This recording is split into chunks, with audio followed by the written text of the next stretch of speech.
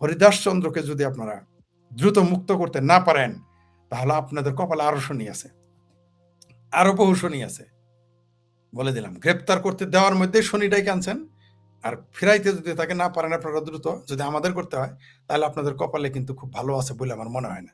শ্রী হরিদাস চন্দ্র তরণী দাসকে গ্রেপ্তার করেছে বাংলাদেশ সরকার, বাংলাদেশ সরকারের আইন শৃঙ্খলা বাহিনী।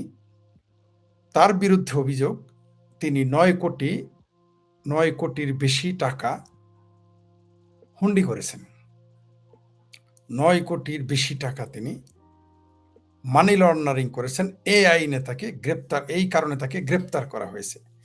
আমাদের খাঁটি বাংলা একটা প্রবাদ আছে, বলে যে সেই গল্পটা, যে এক হরিণ ভাটিতে পানি খাচ্ছিল, ঝর্ণার ভাটিতে, বাঘ ছিল উপরে। তখন ওই হরিণকে খেতে গেল। হরিণ বলল, তুই জল ঘোলা করছস কেন, তাই তোরে আমি খাবো। তো বলল যে, সিংহ মহারাজ, আমি তো ভাটিতে, আপনি তো জানে, আমি কিভাবে জল ঘোলা করলাম। তো এইবার করস নাই, এর আগে তোর বাপ জল ঘোলা করছিল, তাই তোকে খাবো। মানে খাওয়ার আগে একটা অজুহাত তো দেখাইতে হবে, তুই জল ঘোলা করস নাই, তোর বাপে করেছে। তো এই হরিদাস, তার পূর্ণ নামটা এক এক সময় এক একভাবে বলে, কারণ সাধারণ নিম্নবর্ণের হিন্দু তো, তাই তার নাম একটু সবাই পূর্ণ নাম নিতে একটু লজ্জা পায়, এমনকি হিন্দুরাও। মুসলমানরা তো নিবেই না, পারলে তো তারা নামটা পাল্টাই ফেলত। তার প্রকৃত নাম হচ্ছে শ্রী হরিদাস চন্দ্র তরণী দাস। শ্রী হরিদাস চন্দ্র তরণী দাস। তার বিরুদ্ধে অভিযোগ হলো তিনি মানি লন্ডারিং করেছেন। এত টাকা কোথায় পেলেন? আচ্ছা, একটা লোক যদি দুর্নীতিবাজ হয়, সে তো টাকা মেরে সুইজারল্যান্ডে চলে যাবে, সুইস ব্যাংকে রাখবে, নিতেন পক্ষে ভারতে রাখবে। যেহেতু হিন্দু মানুষ, আপনাদের ধারণা হিন্দু মানুষ হলে সব টাকা ভারতে রাখে। কিন্তু বেগম বাজারে তো আমি তো হিন্দু খুঁজে পাই না। ওই যে কানাডার যে বেগম বাজার, সুইস ব্যাংকে যে টাকা রেখেছে, তাদের হিন্দুর সংখ্যাটা কত একটু আমাকে বলবেন আপনারা? নামগুলো একটু দেখান তো। 146 গুণ বেড়েছে ডক্টর ইউনূস ক্ষমতায় আসার পরে। এখনো কি ভারত হিন্দুদের রেখেছে? এখনো কি বাংলাদেশে ভারত সরকার চলে, হিন্দুর সরকার চলে, না আওয়ামী লীগের সরকার চলে নিদেন পক্ষে? তো এখন এই সুইস ব্যাংকে কে টাকা রাখে, কারা রাখে? তাদের সংখ্যা কত? তাদের যদি সংখ্যা 1000 হয়, তার মধ্যে বড় জোর 5টা পাবেন হিন্দু, আর 995 জন তো পাবেন মুসলমান। ও ভারতের টাকা রাখা খুব খারাপ, কিন্তু সুইজারল্যান্ডে রাখা ভালো, তুরস্কে রাখা ভালো, তাই না? দুবাই রাখা ভালো, আমেরিকা নিয়ে যাওয়া ভালো, কানাডাতে নিয়ে যাওয়া ভালো, সিডনিতে নিয়ে যাওয়া, এগুলো ভালো, তাই না? যাই হোক, সেটা আপনাদের ব্যাপার। তাহলে এই তরণী দাস, এই হরিদাস, ঠিক আছে, এই হরিদাসকে যদি আপনারা মনে করেন যে সে টাকা মেরে চলে যাবে, তাহলে সে একটা সাধারণ পরিবারের সন্তান। তার পরিবারের মানুষ এখনো অর্থকষ্টে থাকে, বিলাসবহুল জীবনযাপন করে না। না খায় না থাকলেও বিলাসবহুল জীবনযাপন তো করার প্রশ্নই আসে না। 40 কোটি টাকার একটা প্রজেক্ট যে করতে পারে, সে কি ওখান থেকে 20 কোটি টাকা 10 কোটি টাকা নিয়ে পালায় যাইতে পারতো না আগে? সে তো আগেই ভারতে চলে যেতে পারতো। নিতেন পক্ষে ভারতে 40 কোটি টাকা থাকলে সে তো বহু জায়গায়, 9 কোটি টাকার যদি তার ক্ষমতা থাকে, বিভিন্ন জায়গায় চলে যেতে পারে। সে ওইখানে আপনার জন্য গ্রেপ্তার হওয়ার জন্য বসে থাকবে? তার বিরুদ্ধে আবার কেউ কেউ অভিযোগ করেছেন, এমনকি হিন্দুরাও, যে সে নাকি জামাতের লোক, সরকারের লোক। এখন কি প্রমাণ হলো? আমি জানতাম সে জামাতেরও না, সরকারও না। সে তার ধর্মের প্রতি সে ডিভোটি, সে তার ধর্মের প্রতি তার দরদ আছে, থাকতেই পারে। মুসলমানদের যেমন তার ধর্ম, চরমনের পীরেরা, আপনারা কি এটা জানেন না যে একটা লোক পীরের অন্ধভক্ত হয়ে গেলে নিজের বউরে পর্যন্ত দিয়ে দেয়, শালিরে দিয়ে দেয়, বইনেরে দিয়ে দেয়, মায়েরে দিয়ে দেয়। ধর্ম মানুষকে এরকম অন্ধ করে। সে ধর্মান্ধ হয়ে সে ধর্মের প্রতি এত অন্ধ, বা তার বিশ্বাস সেটা, সে স্বর্গে চলে যাবে, মুক্তি পাবে, মোক্ষ পাবে, সেই জন্য সে মন্দির বানিয়েছে, এবং পাশাপাশি একটা রাম মূর্তি বানাচ্ছে তার বিশ্বাস থেকে।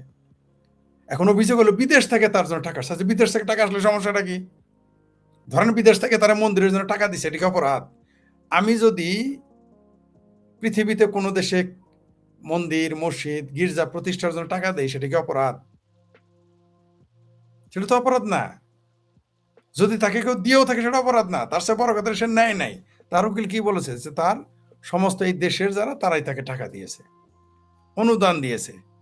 এত শত শত হাজার হাজার লাখ লাখ মাদ্রাসা বানাইলেন বিদেশি টাকা দিয়ে, ওটা আরাম। আর এই হরিদাস চন্দ্র, তরণী দাস, সে বাংলাদেশের হিন্দুদের কাছ থেকে টাকা, এখানে যে মুসলমানের টাকা নেই তাকে আপনি বুঝলেন। এখানে যদি 5,000 লোক অনুদান দিয়ে থাকে, এর মধ্যে অন্তত 100 লোকের অনুদান আছে তারা মুসলমান। আপনি মনে করেন খালি ওই হিন্দুরাই খালি মসজিদ বানায়, 2-4 জন মুসলমান আছে তারা মন্দিরে চাঁদা দেয়, এই বাংলাদেশে দেয়, আওয়ামী লীগ বিএনপিরাই দেয়, এমনকি জামাতের লোকেরাও চাঁদা দেয়। সেই খবর তো আপনার এই এই মন্দিরে যে জামাতের লোক, বিএনপি লোক, আওয়ামী লীগের লোকের নেতারা চাঁদা দেন, তার গ্যারান্টি কেমনি দিলেন মুসলমানেরা? সেই প্রসঙ্গ আমি রাখলাম। তরণী দাস বিরাট পাপ করে ফেলছে, এই এই হরিদাস বিরাট পাপ করে ফেলছে, কারণ সে নিম্নবর্গের হিন্দু, তারপরে আবার কম শিক্ষিত, নামমাত্র শিক্ষিত, তার জন্য তার বিরাট অপরাধ হয়ে গেছে কিছু কিছু হিন্দুদের চোখে। আবার যারা নেতৃত্ব দেয় হিন্দুদের মধ্যে, তাদের তো বুকে আরো বড় জ্বালা। কই থেকে কোন হরিদাস পাল আসলো, আইসে সত্যি সত্যি এই হরিদাস পাল আইসে দিকে আসলেই পাল হয়ে যাইতেছে, ক্ষমতাধর হয়ে যাইতেছে। এদের আবার লজ্জা, একজন উকিল, ডক্টরেট, ইঞ্জিনিয়ার, ডাক্তার, ব্যারিস্টার, তাদের আবার ইজ্জত চলে যায় যে একটা ইন্টারমিডিয়েট পাস একটা ছেলে, তাও নিম্ন বর্ণের, আইসে হিন্দুদের নেতা হয়ে যাবে। আহা! কিন্তু মুসলমানদের উষ্টা খাইতে সমস্যা নাই, তাদের থাবড়া খাইতে সমস্যা নেই।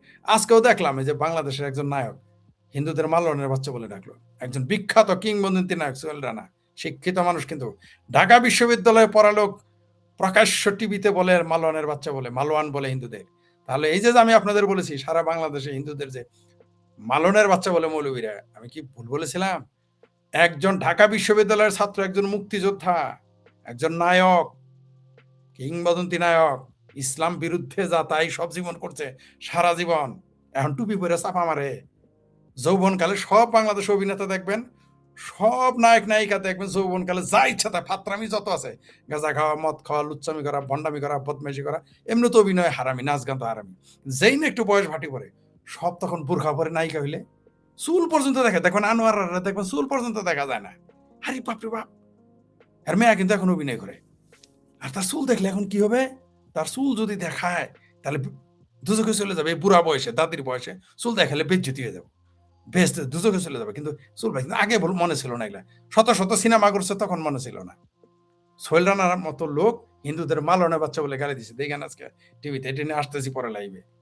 এই প্রসঙ্গে মুসলমানেরা যতই মুক্তিযোদ্ধা হোক, ভারত বিদ্বেষ, হিন্দু বিদ্বেষ থাকবেই, সেটা অশিক্ষিত হোক, মূর্খ হোক, আর ঢাকা বিশ্ববিদ্যালয়ের ইকবাল হলে ছাত্র নেতা, ছাত্রলীগ করা হোক, তারপরেও সে প্রকাশ্য হিন্দুদের মালাউনের বাচ্চা বলে গালি দিছে। মালাউন বলছে, মালাউন। মুসলমানদের যদি কেউ জবানের বাচ্চা এইভাবে প্রকাশ্য গালি দেয়, দেশে থাকতে পারবে? এই বাংলাদেশে পারবে না। যাই হোক, সেটা অন্য প্রসঙ্গ। যে প্রসঙ্গে আসি,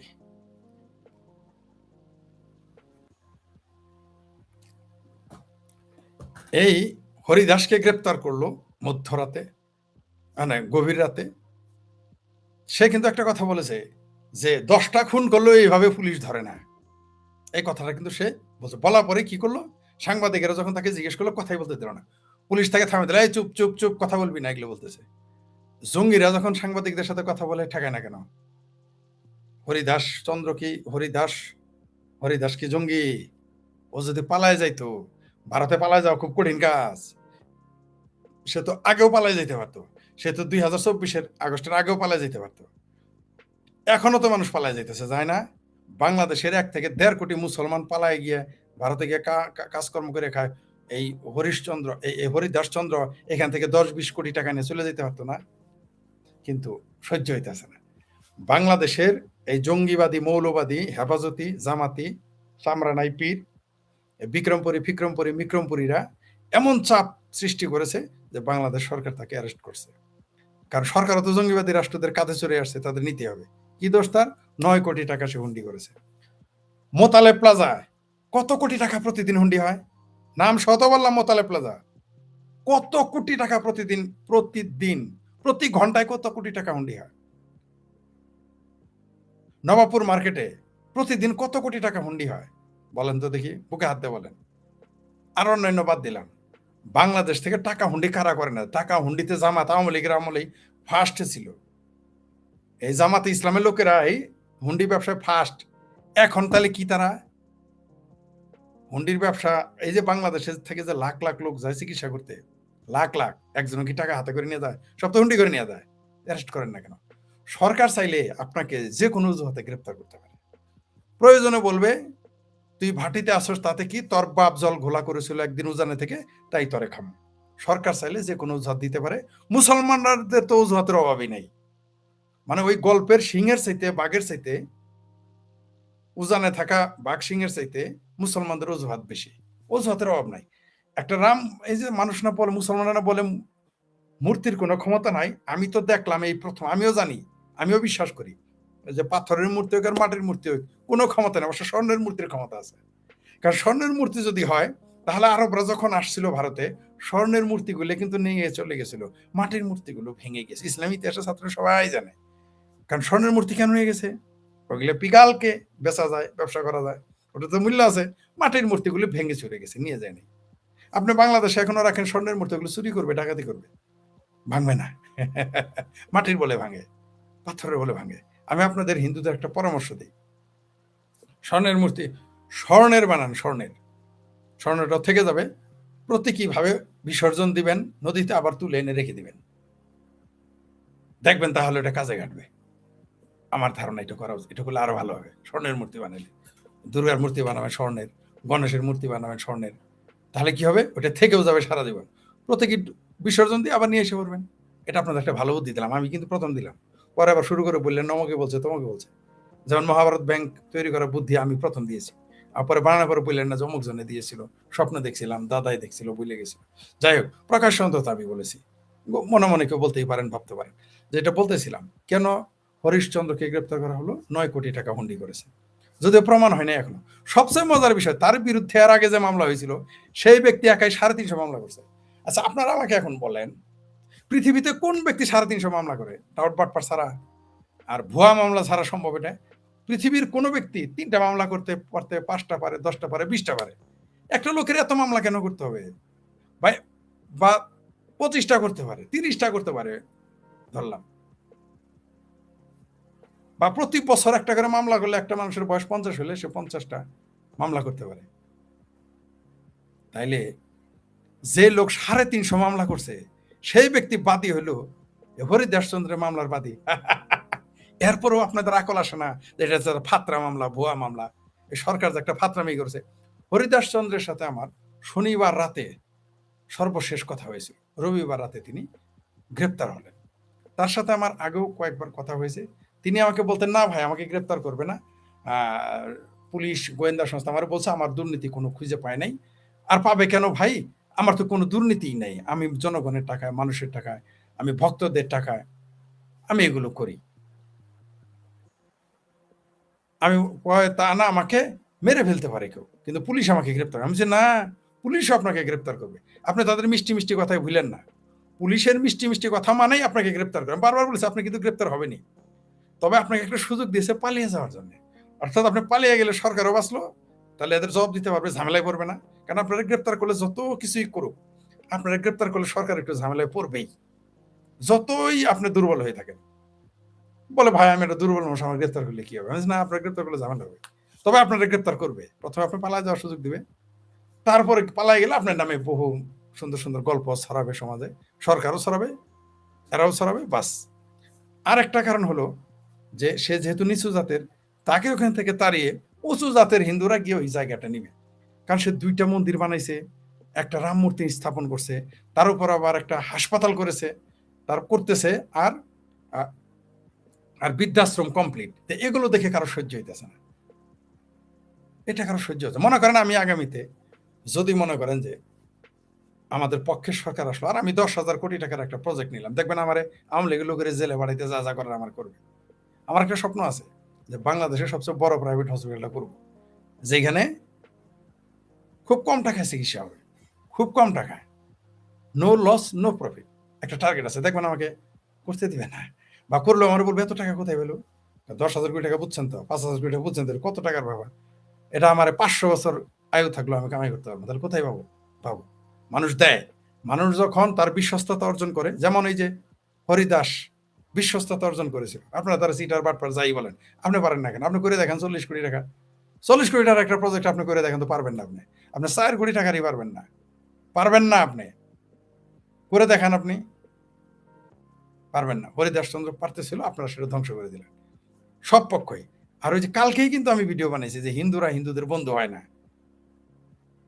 প্রিয় শ্রী প্রিয়রঞ্জন কুণ্ডু আজ থেকে অনেক বছর আগে 99 সালে একটা কিতাব লিখেছিলেন যে হিন্দু হিন্দুর শত্রু। যদিও দেখলাম যে হিন্দু বৌদ্ধ খ্রিস্টান ঐক্য পরিষদ নাকি একটা বিবৃতি দিয়েছে তার পক্ষে, কিন্তু ঐক্যফ্রন্ট বিবৃতি দিবে না, অনেক হিন্দুরা বিবৃতি দিবে না, বরং তাকে সারা জীবন জেলে রাখা যায় কিভাবে বা মেরে ফেলা যায় কিভাবে সেই সকল ব্যবস্থা করবে। কিন্তু মনে রাখেন, চিন্ময় কৃষ্ণ দাসকে ইসকনের নেতাকে গ্রেপ্তার করে সরকার এবং মুসলমানরা যে বিপদে পড়েছে, এই হরিদাসচন্দ্র কিন্তু মরা শামুক, চিন্ময় কৃষ্ণ দাস কিন্তু তাজা শামুক। আমাদের গ্রামে একটা কথা আছে, মরা শামুকে কিন্তু পাও কাটে। এই হরিদাসচন্দ্র কিন্তু, এই হরিদাসচন্দ্র তরণী দাস শিব মন্দির এবং কালী মন্দিরের যে প্রতিষ্ঠাতা,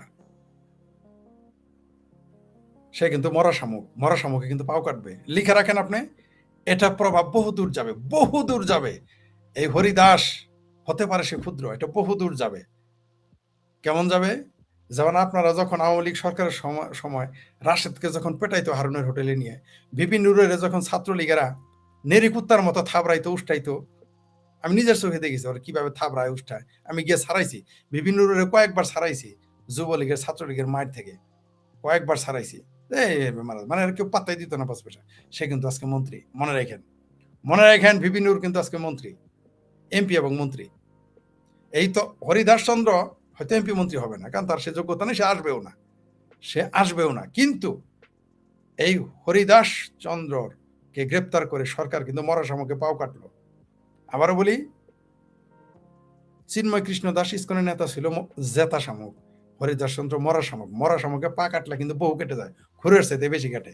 এই সরকার কিন্তু বিপদে পড়বে, মুসলমানেরাও বাংলাদেশের বিপদে পড়ে। এই জঙ্গি মুসলমানেরা, এই হেফাজতি মুসলমানেরা, পেয়ারা পাকিস্তানের মুসলমানেরা একটা মূর্তি দেখে ভয় পেয়ে গেছে। মূর্তি নাকি কোনো ক্ষমতা নাই, কিন্তু আমরা তো দেখলাম অনেক ক্ষমতা। একটা মূর্তির যে কত ক্ষমতা, এই হরিদাসচন্দ্রের মূর্তি নির্মাণ দেখে আমরা বুঝলাম। সামরা নাইফির বলে এই কারণে মূর্তি, রাম মূর্তি বানানো যাবে না, রাম মূর্তি বানাবে না, হিন্দুরা কি বানাবে তোমার বলে করবে? হিন্দুরা কি মূর্তি বানাবে মুসলমানদের মৌলবীদের জিজ্ঞেস করে করবে? তবে এই গ্রেপ্তার বহুদূর যাবে, এই ঘটনা বহুদূর যাবে। হয়তো এক সময় মুক্তি পাইতেও পারে হরিশ্চন্দ্র, হয়তোবা মারা যেতে পারে, হয়তোবা জেল হয়ে কোনো সবকিছুই করতে পারে। তো তার সাথে আমার যে কথাটা ছিল, আমার সাথে আলোচনা, তাকে বারবার বলতো আপনার গ্রেপ্তার হবে, মিষ্টি কথায় ভুলেন না। সে বলছে না ভাই, আমার গ্রেপ্তার করবে না, মৌলবাদীরা আমাকে মেরে ফেলতে পারে। আমি বলছি না, আপনাকে মিষ্টি মিষ্টি কথা বলতেছে, পুলিশ আপনাকে গ্রেপ্তার করবেই। এবং আরো কিছু কথা হয়েছে। সর্বশেষ যে কথাটা হয়েছে, তিনি আমাকে বলেন 3.5 লক্ষ নাকি 2.5 লক্ষ টাকা, এই মুহূর্তে মনে নেই আমার, 2.5 লক্ষ বা 3.5 লক্ষ বলেছিল, সেই মুহূর্তে বন্যার্থদের জন্য সহযোগিতা করতেছে। এবং আমাকে এও বলে, আমাকে বারবার ফোন দিতেছিল, আমি ধরতে পারিনি লাইভে থাকার কারণে। পরে আমি তারে কল দিলাম, সে ব্যস্ত ছিল, পরে সে ব্যাক করছে। সে আমাকে বললো, ভাই আপনাকে ধন্যবাদ জানানোর জন্য ফোনটা দিয়েছিলাম। কি কারণে? বলে যে আপনাকে এই জন্য ওই ঘটনাগুলো জানাইলো, তারপর বলো আপনারা একটা ধন্যবাদ দিব, সেই জন্য ফোন দেব। কি ধন্যবাদ? বলছে আপনি যে আমার সাক্ষাৎকারটা নিয়েছিলেন, তারপরে শত শত ভক্ত এসে বলছে যে শেখ ফরিদ ভাইয়ের ভিডিও দেখে আমরা আপনার এখানে আসছি, এই মন্দিরে আসছে, দর্শনে আসছে, আমাকে বলেছে। এটার জন্য আমাকে ধন্যবাদ জানাতে চাইছিল। আরো কিছু বিষয় আলোচনা হয়েছে, তার ভবিষ্যৎ পরিকল্পনা কি এগুলো ছিল, কিন্তু তার আগে তাকে গ্রেপ্তার করলো। আমি তার যেগুলো সামাজিক কর্ম, যেমন গৃহ, যেমন বৃদ্ধাশ্রম, তারপর হসপিটাল নির্মাণ, এগুলো তাকে আমি অ্যাপ্রিসিয়েট করছি। আপনি বললেন এগিয়ে যান, আপনি, বহু মানুষ আপনার সাথে থাকবে। কিন্তু অঙ্কুরেই বিনষ্ট করলো। কারা করলো? মুসলিম জঙ্গিবাদীরা। এরা না কিছু করবে, না করতে দিবে। আর যারা উচ্চ দরের একটু ব্রাহ্মণ্যবাদী, তারা চিন্তা করছে শালা এত ছোট লোক এসে এত বড় কিছু করলো, এটা কি মানা যায়? কারণ হিন্দুর শত্রু হিন্দু, হিন্দু কখনো হিন্দুর বন্ধু হয় না। তাহলে আজকে চিন্ময় কৃষ্ণ দাস জেলে থাকতো না? আমি শেখ ফরিদ যতবার চিন্ময় কৃষ্ণ দাসের ব্যাপারে কথা বলেছি, মুক্তির ব্যাপারে, বাংলাদেশে কয়জন হিন্দু বলেছে? 5 জন, 7 জন, 10 জন। বাংলাদেশে হিন্দু কি 5-7 জন, 10 জন? আমরা মুসলমানেরাই বরং বেশি বলেছি তার পক্ষে, যারা মুসলিম পরিবার থেকে এসেছি। তারাই সংখ্যায় বেশি হবে যারা আমরা মুক্তি চেয়েছি। তসলিমা নাসরিন তার মুক্তি চেয়েছে, আসাদ নূর তার মুক্তি চেয়েছে, সাইফুল বাতেন টিটু তার মুক্তি চেয়েছে, আমি তার মুক্তি চেয়েছি, আমরা সবাই মুক্তি চেয়েছি। মুফতি মাসুদ তো মুক্তি চাইতে গিয়ে নিজেই জেলে গিয়েছিল ভারতের, অদ্ভুত ব্যাপার। অবশ্য এখন সে জামিনে মুক্ত। আমরা সবাই মুসলমান পরিবার থেকে আসা, আমরা কেন যে তাকে আপনি পরিকল্পিতভাবে উদ্দেশ্য প্রণোদিতভাবে গ্রেপ্তার করছেন, এটা মেনে নেওয়া যায় না। হরিদাস চন্দ্র হচ্ছে বলির পাঠা হয়ে গেল। একদিকে মুসলিম জঙ্গিবাদের, বাংলাদেশ সরকারের, মানে এরা এমন বলতেছে যে এটা মানে রাম মূর্তি নির্মাণ করছে তাতে নাকি রংপুর চলে গেছে। কত বড় বেকুব, কত বড় বেকুব বলে চিন্তা ভাবনা করে। একটা রাম মূর্তি, তাহলে বোঝা গেল যে মূর্তির শক্তি আছে। এতদিন তো বিশ্বাস করি নাই ভাই, এখন আমার এখন একটু বিশ্বাস, মানে এতদিনও বিশ্বাস নেই। হরিদাস চন্দ্রের গ্রেপ্তার করার পর মনে হইলো যে তাহলে বোধ হয় মূর্তির শক্তি থাকতে পারে, নইলে এত তোড়জোড় কেন, এত তোড়জোড় কেন?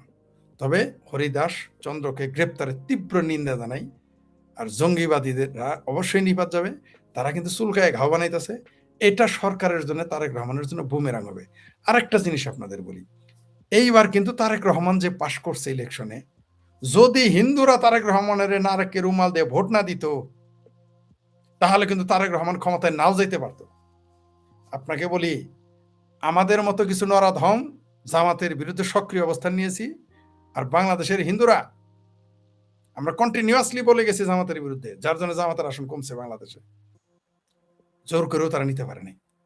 আর একটা কাজ করেছে বাংলাদেশের হিন্দুরা, 70 থেকে 80টা সিটে হিন্দুর ভোটে পার হয়েছে এই তারেক রহমান। কিন্তু তারেক রহমান হিন্দুর ভোটে পার হয়ে হিন্দুর সাথে গাদ্দারি। বললাম তো 70 থেকে 80টা সিটে, 70 থেকে 80টা সিটে বিজয় নির্ধারণ করে দিয়েছে হিন্দু ভোট। হিন্দুরা ভোট দিয়েছে, আপনি জানেন আওয়ামী লীগের ভোট দেয় নাই। আওয়ামী লীগের হয়তো 5-10% গিয়েছিল ভোট দিতে, 5%। সব হিন্দুরা কিন্তু ভোট দিয়েছে। এই হিন্দুরা ভোট দেওয়ার কারণে কিন্তু জামাত বিরোধী দলে, নাহলে কিন্তু জামাত সরকারি দলে থাকতো, হিন্দু যদি ভোট দিতে না যাইতো, স্পষ্ট করে বলে দিলাম। কিন্তু তারেক রহমান কি করলো, বিএনপি সরকার কি করলো, হিন্দুদের বিরুদ্ধে বিরোধিতা করা শুরু করলো। অদ্ভুত ব্যাপার। তারেক রহমান সাহেবকে বলতে চাই, আওয়ামী লীগও কিন্তু মনে করেছিল যে মৌলবাদী গোষ্ঠী হেফাজতকে, জঙ্গি মুসলমান যে সব মুসলমান না, যারা জঙ্গিবাদী মুসলমান, কট্টর মুসলমান, উগ্রবাদী মুসলমান, তাদের সমর্থন করলে ক্ষমতায় থাকা যাবে। তার শেখ হাসিনা কিন্তু পারেন নাই, তার এত বড় সংগঠন থাকতেও। পেরেছিলেন কি? তারাই কিন্তু তাকে উচ্ছেদ করেছে, শেখ হাসিনাকে উচ্ছেদ করেছে কারা? এই উগ্রবাদী মুসলমানেরাই। আপনি তারেক রহমানও কিন্তু এদের হাতে উষ্টাটা খাবেন। পাশাপাশি আপনি কিন্তু, হিন্দুরা আপনার উপরে কিছুটা ভরসা করেছিল, আমি সেই খবর নিয়েছিলাম।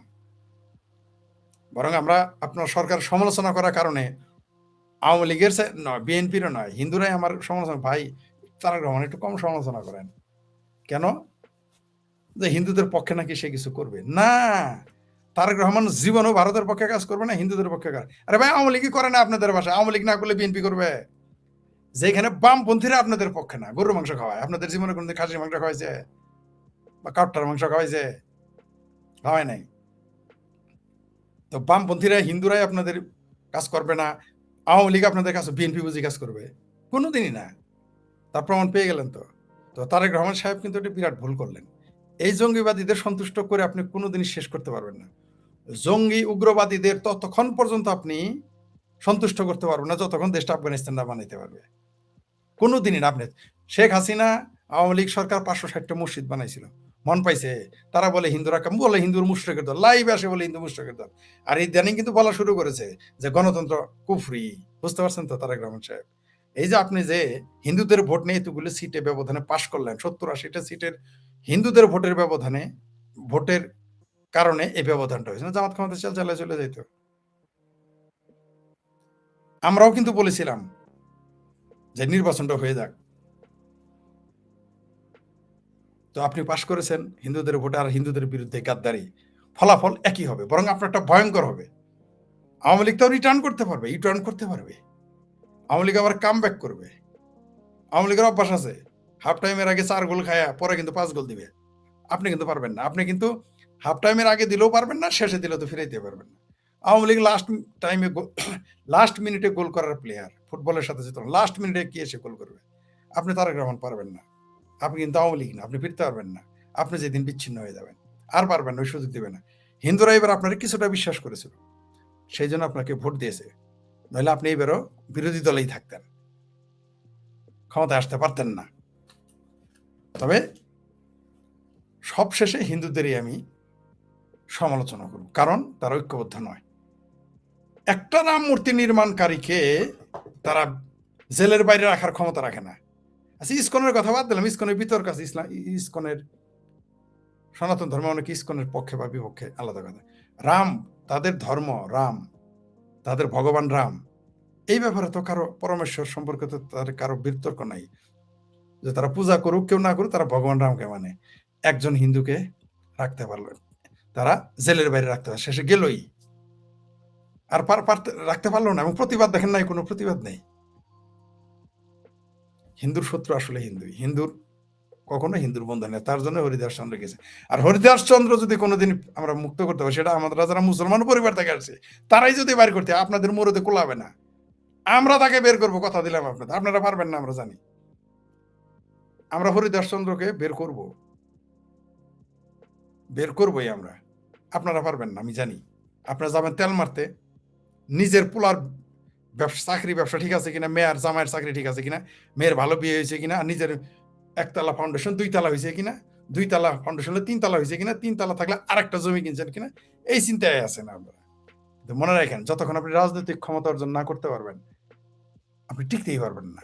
আপনাকে চতুর্থ শ্রেণীর মানুষ হয়ে আপনাকে বসবাস করতে হবে, নাগরিক হয়ে।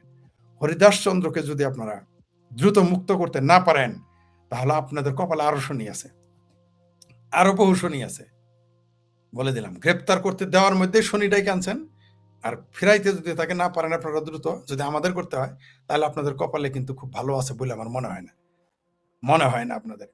যাই হোক, আমার একটা লাইভ আছে রায়ান জুয়েলের, ওখানে দেরি করে ফেলছি মনে হয়, এখানে হ্যাঁ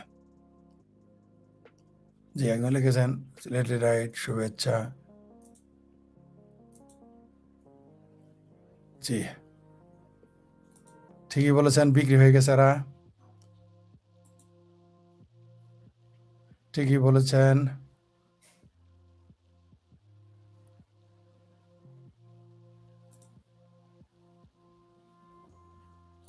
ভারত প্রকাশ্যে বাংলাদেশ হিন্দুদের নিচ্ছে না, কেন যায় না? কেন ভারত কেন প্রকাশ্যে নিবে? আপনি জান না কেন? আপনার জন্য তো ব্যবস্থা করাই আছে, আপনি জান। ভারত কেন প্রকাশ্যে কেন নিবে?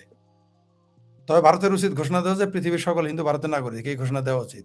কিন্তু এই প্রশ্ন করেন, আপনি জান না কেন? আপনি গেছেন, আপনি যান।